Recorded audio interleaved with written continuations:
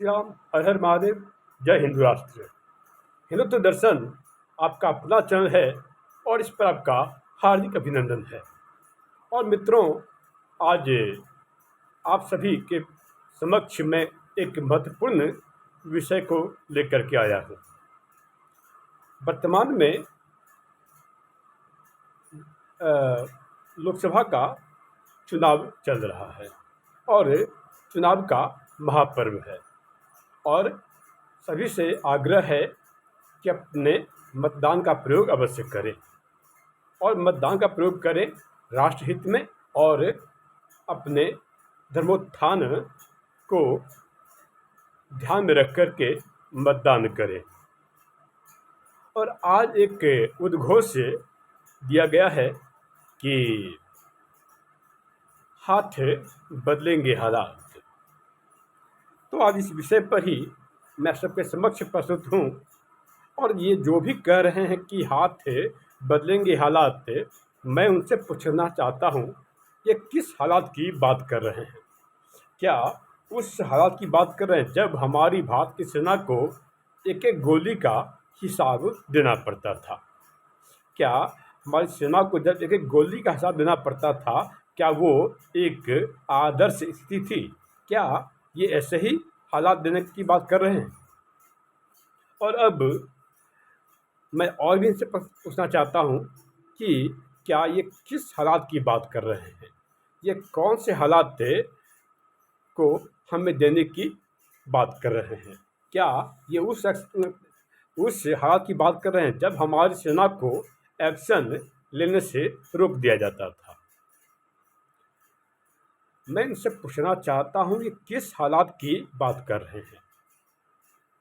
ज्ञात हो कि जब हमारी भारत की सेना आधुनिक हथियारों से लैस होने के लिए आधुनिक हथियारों की बात करती थी, तो तत्कालीन रक्षा मंत्री के द्वारा उन्हें आधुनिक हथियार मुहैया कराने में असमर्थता जताई जाती थी, असमर्थता जताई जा रही थी।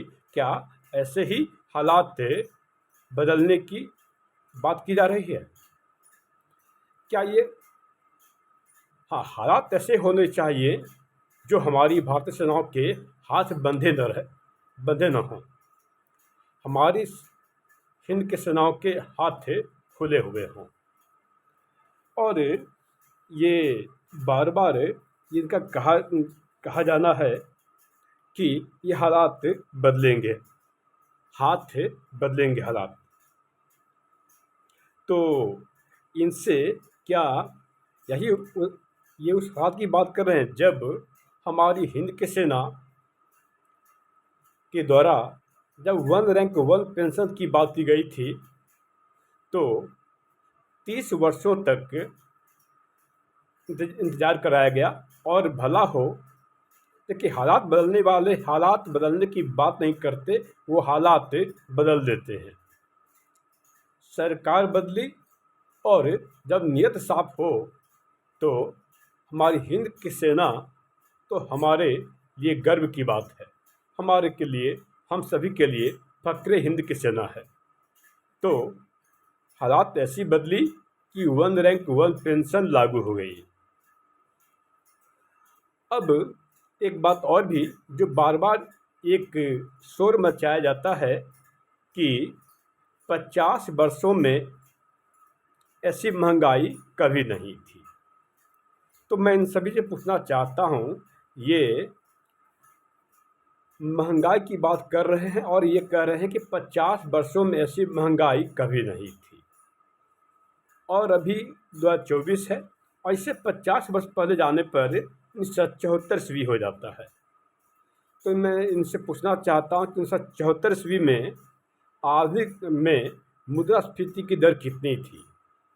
आप सभी को जानकर आश्चर्य होगा कि 1974 ईस्वी में मुद्रास्फीति की दर 29% थी। जी हाँ, 29% थी। और ऐसे लोग महंगाई की बात कर रहे हैं। और आलम यह था कि उस समय रेट ऑफ ग्रोथ 2% तक पहुंच गई थी। और हालात तो ऐसे हो गए थे, जो भी ये हालात बदलने की बात कर रहे हैं, कि हमारी रेट ऑफ ग्रोथ थे कभी कभी तो नकारात्मक हो जाया करती थी, नकारात्मक स्थिति में पहुंच जाया करती थी, नेगेटिविटी को नेगेटिविटी में चली जाती थी। ये हालात बदलने की बात कर रहे हैं और ये कहा करते हैं कि 50 वर्षों में ऐसे हालात, क्षमा कीजिएगा, 50 वर्षों में ऐसी महंगाई कभी नहीं थी। पर आंकड़े तो कुछ और ही कह रहे हैं। आप इन सभी को सत्यापित कर सकते हैं और जब अध्ययनोपरांत इस महंगाई की दर का जब मैंने अवलोकन किया तो सन 77 ईस्वी में महंगाई की दर 17% थी, 17%। कब? 1973 ईस्वी में। और हमारी देश की प्रधानमंत्री कौन थी? लेडी आयरन श्रीमती इंदिरा गांधी, अर्थात तथाकथित लेडी आयरन। 1974 ईस्वी में महंगाई की दर 29% थी। 1975 ईस्वी में महंगाई की दर 25% थी, यानी 25% थी। 1991 में महंगाई की दर 13.9% थी। 2009 ईस्वी में महंगाई की दर 11% थी। 2010 ईस्वी में महंगाई की दर 10.5% थी, यानी 10.5% थी सन 2010 ईस्वी में। जो महंगाई पर आज रोना धोना मचा रहे हैं कि इतनी महंगाई है, इतनी महंगाई है। आज इन सभी को मैं आंकड़ों से ही जवाब दे रहा हूँ। सन 2011 ईस्वी में महंगाई की दर 9.5% थी। तो 2011 ईस्वी में महंगाई की दर 9.5% थी।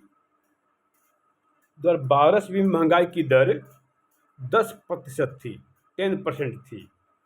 और 2014 ईस्वी में महंगाई की दर 6.67% थी। 2014 ईस्वी में महंगाई की दर 6.67% थी। तो ये हैं महंगाई की बात करने वालों की सच्चाई। हाथ बदलेंगे हालात, आखिर ये कौन से हालात की बात कर रहे हैं? क्या ये उस हालात की बात कर रहे हैं जब सन 2013 ईस्वी में एक प्रेस कॉन्फ्रेंस के दौरान जब तत्कालीन कांग्रेस की सुप्रसिद्ध नेत्री रेणुका चौधरी से जब प्रश्न किया गया कि गैस सिलेंडर का दाम 900 रुपया, तब बढ़े हुए गैस सिलेंडर के दाम पर इन्होंने उपहास उड़ाते हुए और मजाक उड़ाते हुए यह कहा था कि क्या आप इतने गरीब हैं कि 900 रुपये में गैस सिलेंडर नहीं खरीद सकते?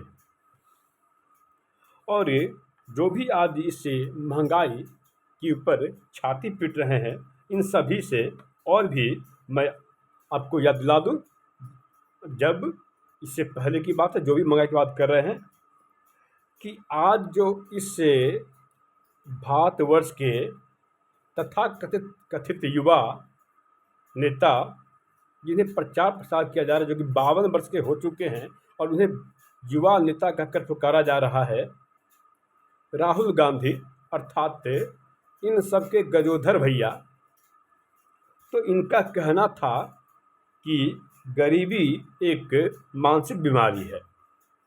और यह भी कहा गया था कि 13 रुपया या 20 रुपये कमाने वाला, रोज़ाना कमाने वाला गरीब नहीं होता। तो उस समय यह कहा गया था कि 13 रुपया या 20 रुपये कमाने वाला, रोज़ाना कमाने वाला गरीब नहीं होता। ये किस हालात की बात कर रहे हैं? ये वही हालात बदलने वाली पार्टी है जिसके शासन काल में 3 बार मुद्रा का अवमूल्यन हुआ था। वास्तव में मुद्रा का अवमूल्यन 4 बार हुआ था। ऐसे मैंने 3 बार कहा, लेकिन ऐतिहासिक आंकड़ों से यह साबित होता है कि मुद्रा का अवमूल्यन 4 बार हुआ था। पहली बार 1949 ईस्वी में 1949 में मुद्रा का अवमूल्यन हुआ था और फिर 1966 ईस्वी में मुद्रा का अवमूल्यन हुआ था और फिर 1991 ईस्वी में दो अवसर पर दो बार मुद्रा का अवमूल्यन किया गया था। पहली बार अप्रैल 1991 ईस्वी में, क्षमा कीजिएगा, जुलाई 1991 ईस्वी में और दूसरी बार सितंबर 1991 ईस्वी में। 1991 में जुलाई और सितंबर, इन दो अवसरों पर मुद्रा का अवमूल्यन हुआ था। तो कुल मिलाकर के चार बार मुद्रा का अवमूल्यन हुआ था। ये हालात बदलने की बात करते हैं। ज्ञात हो कि अप्रैल 1991 ईस्वी में सोना गिरवी रखने की नौबत आ गई थी। सोना गिरवी रखना पड़ा था। ये हालात बदलने की बात करते हैं।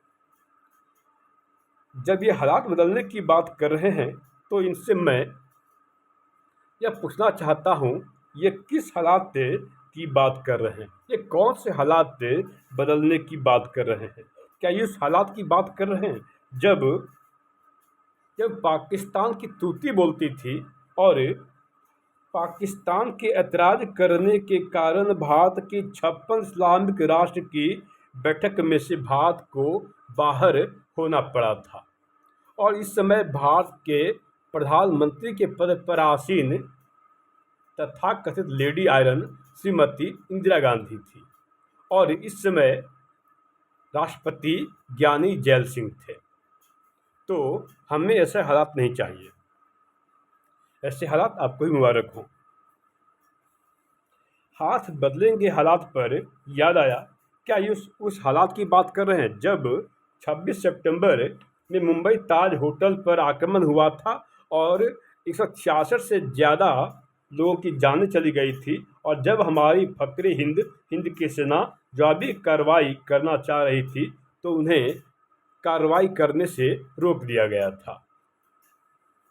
जहाँ तक हालात बदलने की ही बात है तो बात दूर तलक जाएगी। जब 1962 ईस्वी में चीन की सेना ने भारत पर आक्रमण किया था तो हमारी हिंद की सेना जवाबी कार्रवाई करने में पूरी तरह सक्षम थी। तब भी उसे तत्कालीन जवाहरलाल नेहरू अर्थात तथाकथित पंडित नेहरू की सरकार थी और उन्होंने हमारी हिंद की सेना को कार्रवाई करने से रोक दिया था। ये किस हालात की बात कर रहे हैं? कहीं ये उस हालात की बात तो नहीं कर रहे जब भारत की सेना लाहौर तक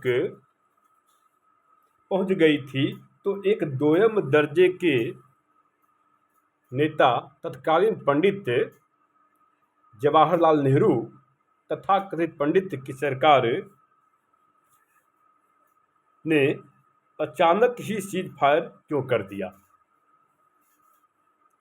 विश्व के इतिहास में पहला ऐसा व्यक्ति जिसकी सेना जीत रही हो और उसी देश के संवैधानिक पद पर आसीन हमारे पंडित जवाहरलाल नेहरू ने सीज फायर क्यों कर दिया? और ज्ञात हो कि यह सीज फायर 1 जनवरी 1949 ईस्वी में किया गया था। तो 1 जनवरी 1949 ईस्वी में जब सीज फायर किया गया था तो क्या ये ऐसे हालात देने की बात कर रहे हैं?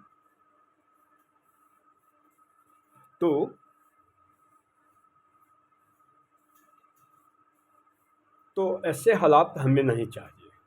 आप ऐसे हालात आप स्वयं रखें और हमें वैसे हालात चाहिए जब हमारी हिंद की सेना घर में घुसकर मारे, जब वो एयर स्ट्राइक करे, जब वो दुश्मनों को उसकी ही भाषा में जवाब दे। यह नया भारत है और नया भारत विश्व गुरु भारत समृद्ध राष्ट्र के लिए अपना मतदान करें और ऐसे हालात देने वालों से बचें। ऐसे हालात देने वालों को कि मंसूबे हमें कामयाब नहीं होने देने। तब तक के लिए जय श्री राम, हर हर महादेव, जय हिंद राष्ट्र।